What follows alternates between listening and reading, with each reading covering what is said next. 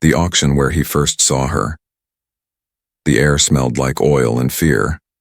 It was late evening on Station Aaron 7, a dark and dirty place floating above a dying planet.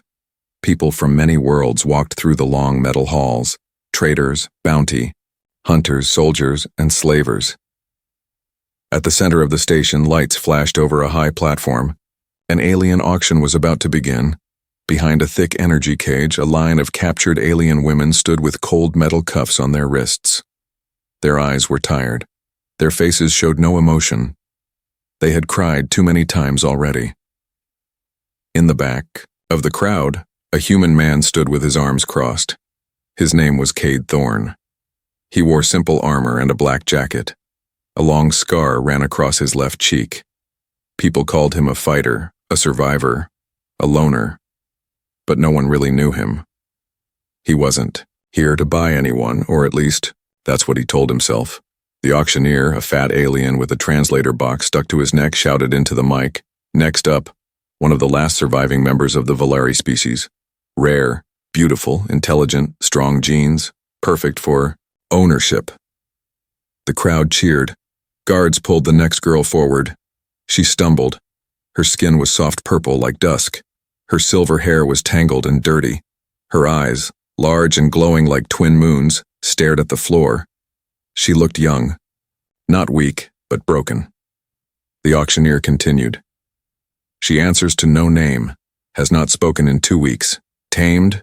Not yet, but that can change. The bidding began. Cade's eyes locked onto her face. She didn't look up. But something about her hurt him inside. 50 credits. 80. 85. The girl didn't move. She stood still as if her soul had left her body. Cade's jaw tightened.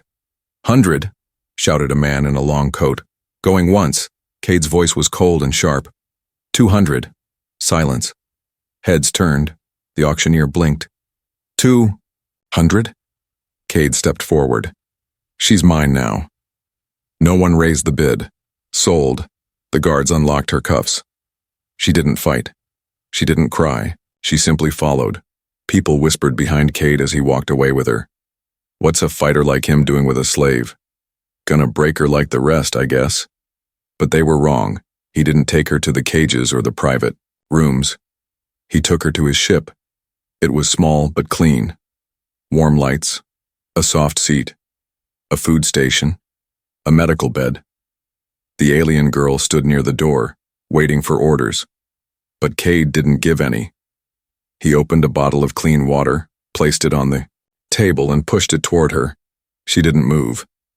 He opened a food pack, soft bread and fruit paste. He placed it beside the water. Still, she didn't move. Cade walked to the control panel, sat down and said, "You can eat. Or not. I'm not forcing you." The girl slowly looked up. Her lips parted, but no words came. Cade didn't stare. He didn't touch her. He didn't ask her to work. He just let her sit there. Later that night, she sat on the floor, the food still untouched. Cade threw a blanket over her shoulders and walked away. She looked at the blanket as if it were something holy. No one had given her warmth since she was taken. That night, she whispered her name to the dark ship. Lyra. But Cade never heard. He was on the deck looking out into space, speaking to himself. "I didn't buy a slave," he said softly. "I saved someone." She refused to eat until he spoke her name. The ship floated quietly through space. No alarms, no danger, only silence. But inside the ship, the silence was heavy. Lyra sat in the corner of the small resting room. She didn't speak. She didn't eat. She didn't sleep. The water bottle and food Cade had given her still sat on the table, untouched. Her eyes stared ahead like glass. Her mind was far away, somewhere in her past where fire and screams lived. She had been a scientist, a proud Valeri citizen. But now people called her property. Cade sat on the other side of the room watching her from the shadows. He didn't try to speak. He didn't force her to eat. But worry showed on his face. 3 days. She hadn't taken a single bite. Stubborn, he whispered to himself. Or maybe just broken. Cade opened a drawer in his cockpit and pulled out a small tablet. He had been trying to learn a few words in the Valari language using an old language program. He had typed them by hand, word by word, slowly. He looked at her again. Time to try. He stood and walked over to the table. He sat down slowly, not too close, and placed the tablet in front of him. Then he said one word clearly and softly. Lyra. The alien girl blinked. Her head turned toward him. He had her attention. Cade continued, voice calm. Your name. It's Lyra, right? Her lips trembled slightly. Her fingers twitched. No one had said her name in weeks. No one even cared to ask. Cade leaned forward, slowly, respectfully. Lyra, he said again, this time with more care, trying to match the right tone. You are not property. Not here. She whispered, her voice like wind. How do you know my name? I heard you speak it. That first night I wasn't sure, but I remembered. Lyra's eyes welled up with tears, but she blinked them back quickly. She shook her head. Why are you being kind to me? Because you deserve kindness, Cade said simply. But you bought me, she said. I didn't buy you, he replied. I rescued you. She stared at the table. Everyone says that, in the beginning. Then they change. I won't. Why? Because I don't see you as less than me. I see someone who survived. Lyra looked down at the food pack. She slowly picked it up, opened it with shaky hands, and took a small bite. Cade didn't cheer. He didn't smile. He just looked away and said, There's more if you need it. She ate in silence. Later that night, she asked a question. Why were you at the auction? Cade sighed. To be honest, I was just passing through. I saw you. The way they spoke about you, it made me sick. She nodded slowly. They broke many of us. Some never spoke again. I believe that. Lyra looked up at him. You don't have to pretend to care. I'm not pretending, Cade replied. But I won't ask you to trust me. I'll earn it. She went quiet for a moment, then she said, I didn't eat because I thought I was already dead. Cade lowered his head. I understand. Lyra pulled the blanket around herself again and leaned against the wall. Will you sell me later? No, he said. Even if someone offers you more? Even then, she let out a soft breath. That night, she slept for the first time. Cade stayed up, sitting near the cockpit, thinking about how things had changed. He had never planned to get involved. He had always worked alone, moved alone, lived alone. But now, he looked at the closed door to her room. Now he wasn't alone, and neither was she.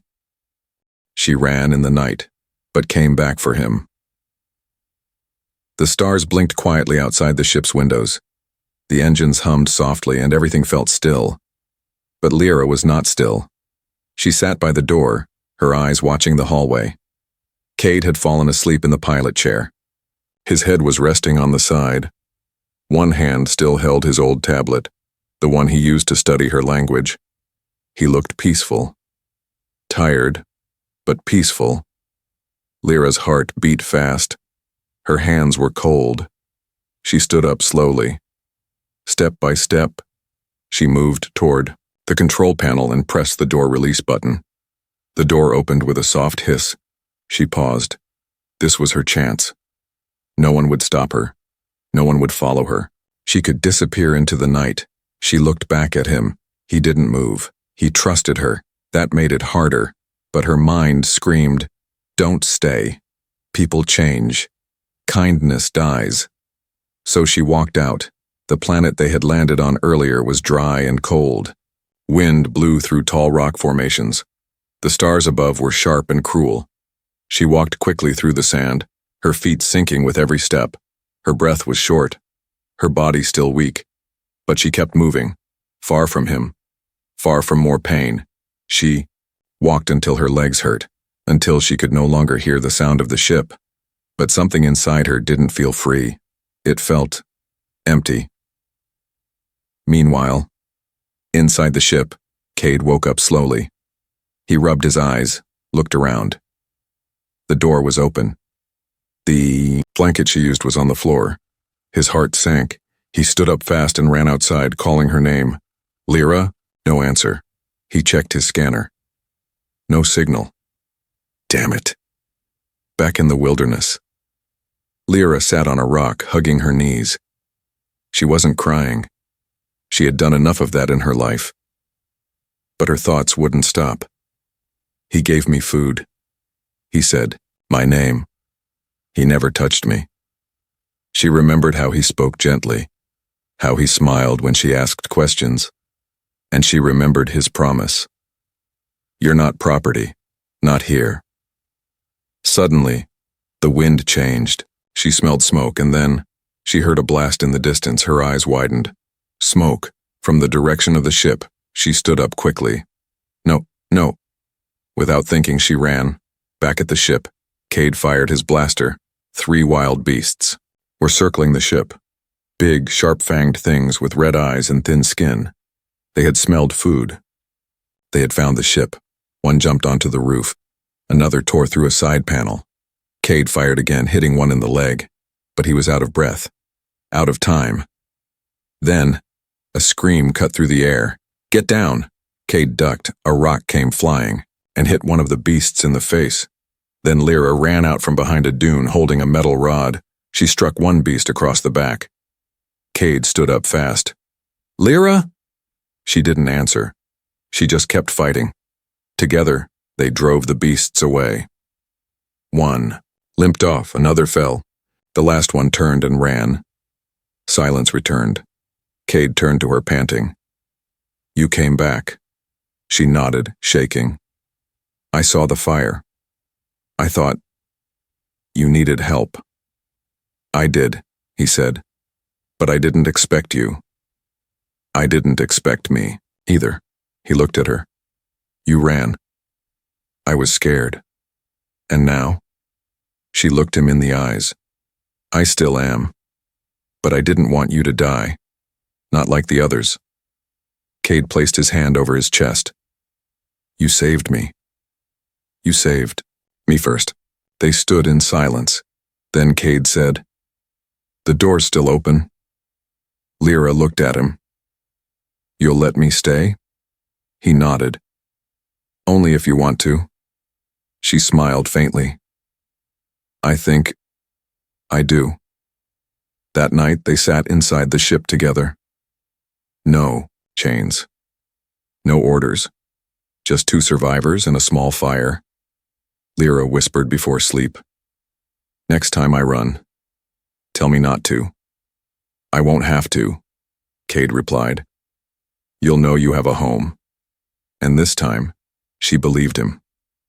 She touched his hand, and everything changed. The morning sun rose over the quiet valley where Cade's ship was hidden. It was peaceful. No sounds of weapons, no shouts of pain, just birds flying and wind moving over dry grass. Lyra stood outside the ship watching the sky. She had stayed, and for the first time in many weeks, she didn't regret it.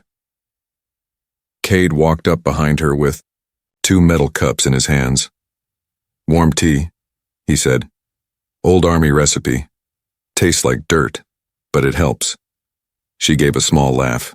That's the first time I've heard you joke. Don't get used to it, he smiled.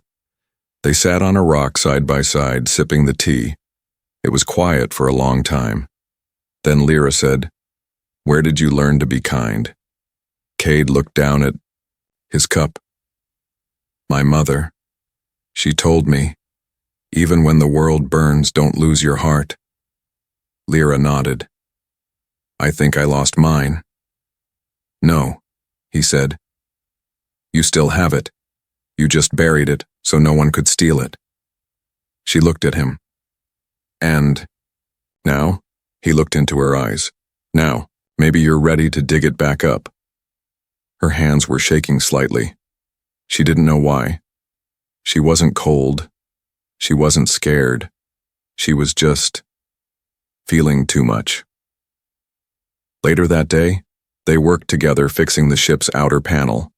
Lyra handed him tools and Cade explained the parts. "You're good at this," he said. "I was a scientist before the war." "What kind?" "Biostructure. Life design. My people studied growth. Healing. We were trying to improve life." He paused. "And yet they turned you into something to be sold." She looked away. "Not anymore," he added. That evening, they planted the first seeds. Cade had found a patch of soft soil behind the ship. "The air's clean here. We can grow small things. Vegetables, maybe flowers." "Flowers?" she asked. "Why?" "They don't feed the body, but they feed the soul." Lyra knelt beside him. Her fingers touched the dirt.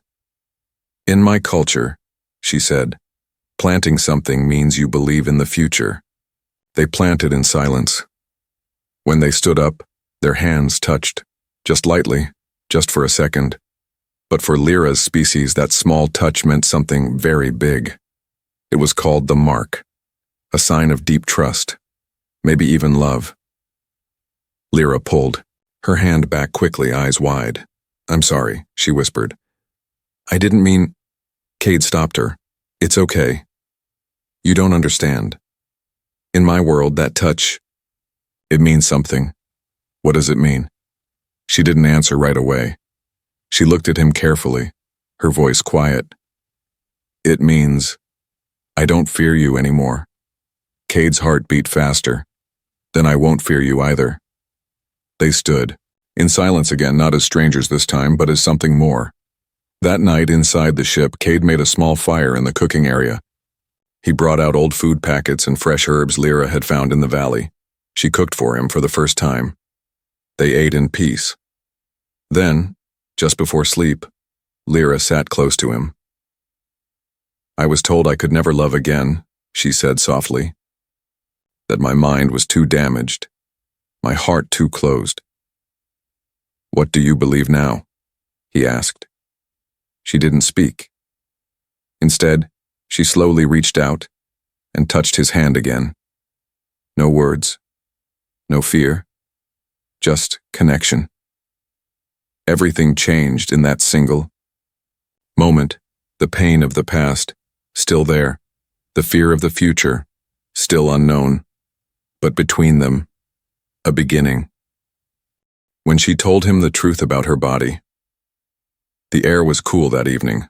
A soft wind moved through the valley as the stars began to show in the dark sky. Lyra stood at the edge of the garden they had planted. Tiny green shoots were starting to grow. Life was returning, but her heart felt heavy.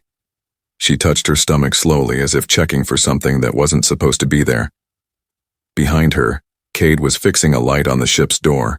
He looked over and smiled. "Seeds are growing fast." Lyra nodded without looking back. "Yes." Her voice was quiet. Cade noticed something was off. He walked closer. "Are you okay?" She turned to face him. Her hands were shaking. "I need to tell you something." Cade stepped back slightly, giving her space. "Go ahead." She looked into his eyes. "When I was taken, my captors did something. They altered me. They said I could never carry life, that my body was too damaged." Cade stayed quiet. Lyra's voice broke. "They said I wasn't worth breeding, that I was broken, not a woman, just a thing to own." Cade's jaw clenched, but he didn't speak yet. "I thought you should know," she continued. "Before you get close to me, before you think there's a future." He walked up slowly, gently, and stood in front of her. "I never stayed with you because I wanted something from you," he said. "I stayed because you gave me peace. You gave me back my heart." "But I can't give you children," she whispered. "I didn't ask for children," he said. "I asked for you." Tears filled her eyes. "No one's ever said that to me." He gently touched her face. "They lied to you. You're not broken. You're brave." She nodded slowly. but her eyes still looked sad. Later that night, she sat, alone in the ship's small medical bay. Old memories played in her head, cold tables, needles, voices saying she wasn't enough. Cade entered quietly. He handed her a warm drink and sat beside her. They didn't speak. She leaned her head on his shoulder. In that moment, silence said more than words ever could. Days passed. Lyra began to smile more. She worked in the garden every morning, adding fresh herbs to their meals. Cade watched her with quiet pride. But something changed. She started waking up tired. Her hands trembled when she worked. Her skin felt warmer. Sometimes she sat down suddenly and looked confused. Cade noticed. "Are you okay?" he asked one afternoon. Lyra gave a weak smile. "Just tired, I think." But he wasn't sure. He ran a scan using the ship's old medical tools, and what the scanner showed shocked him. He walked back to her slowly, holding the screen. "Lyra." She looked up. "You're not sick." Her eyes widened. "Then what is it?" Cade smiled. "You're pregnant." She froze. "What?" He showed her the screen. "There's life inside you, a small one, part of you and part of me." Lyra dropped the tool in her hand. Tears filled her eyes, but they were not tears of fear. Not this time. "They said I couldn't," she whispered. "They said I wasn't whole." "Well," Cade said, sitting beside her, "they were wrong." She looked at the screen again. A tiny heartbeat blinked. For the first time since her world had ended, she felt whole again. "I didn't think I could ever be a mother," she whispered. Cade held her hand. "You'll be more than that. You'll be the reason this child grows up in love, not fear." Lyra leaned into him and whispered one promise. "I won't run again. Not from this. Not from you." And as they sat together in the soft light of the ship, the stars outside no longer looked so far away. Inside her, a new future had begun. They came to take her back, but faced a human's fury. The sun was setting behind the hills. The small garden beside the ship swayed in the wind. Lyra sat quietly, her hand resting on her belly. A new life was growing. Inside her, something she never thought possible. Cade walked over and handed her a small bowl of warm stew. "How are you feeling today?" he asked softly. Lyra smiled. "Better. The baby feels calm." Cade sat beside her and looked at the sky. "We should start building a better shelter soon. Something stronger, safer." Lyra nodded. "It will need a roof that doesn't leak." They laughed together. But their peace was about to break. Far above in the sky, a sound cut through the wind. A low, rumbling engine. Then a shadow appeared. Ship, and not just any ship. It had the mark of slavers. Cade stood quickly. "Get inside." Lyra's heart froze. "They found me." Cade grabbed his weapon and helped her into the ship. "Stay in the back, lock the door." "I'm not leaving you," she said, her voice shaking. "You're not leaving," he replied. "You're protecting our child." She looked into his eyes and obeyed. Outside, the slaver ship landed with a loud hiss. 3 armed men stepped out. One wore the same long coat Lyra remembered from the auction, the one who had tried to buy her before Cade had stepped in. "Thorn!" the man shouted. "We tracked her signal. She belongs to us." Cade stood in front of the ship's door holding his rifle. His stance was strong, his voice steady. "She belongs to no one." The slaver laughed. "You think you can keep her? We have rights, contracts." "I have a promise," Cade said, "and I'll die before I break it." The slaver raised his weapon. "Then die." Gunfire exploded. Cade rolled to cover behind a rock. He fired back, hitting one slaver in the leg. Sparks flew from metal. Dust rose from the ground. Inside the ship, Lyra clutched her belly and whispered a silent prayer. She could hear every blast, every scream. Suddenly, the door burst open. One slaver had come through the back. Lyra grabbed a metal rod and swung. It hard. The man stumbled, surprised by her strength. She ran out the side door toward Cade. "Lyra, go back," he yelled. "No." The lead slaver grabbed her arm. "There you are." But before he could pull her away, Cade tackled him from behind, slamming him into the ground. He punched hard. Again and again. "This is my family now," Cade shouted. The slaver groaned, bleeding, and spat. "She's just a thing." Cade aimed his rifle straight at the man's chest. "Say that again," he growled. The man stayed quiet. Cade stood, breathing hard, then turned to Lyra. "You okay?" She nodded. Her arm was bruised but not broken. Together they walked back, to the ship. The remaining slavers were either wounded or had run. Cade didn't chase them, he had already won. That night, the ship was quiet again. Lyra sat with a warm cloth pressed to her arm. Cade sat across from her, staring into the firelight. "I'm sorry," he said. "They shouldn't have gotten that close." "You protected us," she replied. "That's all that matters. They'll come back," he warned. "Then we'll be ready," she said. He looked at her, eyes soft.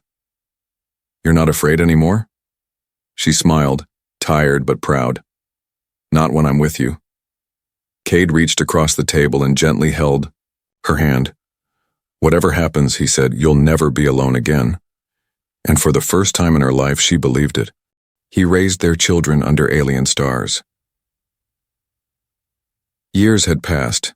The small valley that once held a lonely ship was now filled with life. Green plants grew tall. A house stood where metal walls used to be. Children's laughter echoed through the fields. One of those children, a girl with soft purple skin and bright blue eyes, ran through the garden, chasing two small creatures that glowed in the dark. "Papa," she called. "He stole my fruit." Cade stepped out of the house, wiping his hands. His beard was a little thicker and his face had more lines, but his eyes were still full of peace. "Then you'll have to catch him," he laughed. The girl giggled and kept running. Inside the house, Lyra sat beside a cradle, humming softly to a newborn baby wrapped in a silver blanket. The child's small fingers gripped hers tightly. She looked up as Cade entered. "She's just like you," Lyra said. "Stubborn." "She's got your eyes," Cade replied. "That's what will scare the boys." Lyra laughed and stood slowly. Her body was still healing, but her heart was full. They walked outside together. The stars were shining. The same stars that had once watched her in chains, now watched her free. Cade pointed toward the hilltop. "They finished the school building today." "Already?" "Yes," he nodded. "We have 10 children now. 2 more on the way. Looks like you started a whole generation." Lyra smiled, proud. "Not alone. You helped me believe it was possible." He took her hand. "You made it possible." They walked through the field, where other families, alien and human, worked side by side. The outpost had grown into a small colony, a new beginning for those who had been forgotten by the galaxy. At the edge of the field stood a tall stone with words carved into it. "No, one belongs to anyone. Here we live. Here we heal. Here we are free." Lyra ran her fingers across the words. "I used to think I was nothing," she whispered. "But now, I know I'm something more." "You're a mother," Cade said softly. "You're a leader. You're my home," she added. That night, the family sat together under the stars. Their daughter fell asleep in Cade's lap and the baby curled beside Lyra's chest. Cade looked up at the sky. Once it had been a place full of war and pain. Now it held hope. He held Lyra close and said what he always said. "They told me to own you, but I chose to love you, and look at us now. We raised the future." Lyra smiled as she whispered her reply. "And we raised it under alien stars. Together."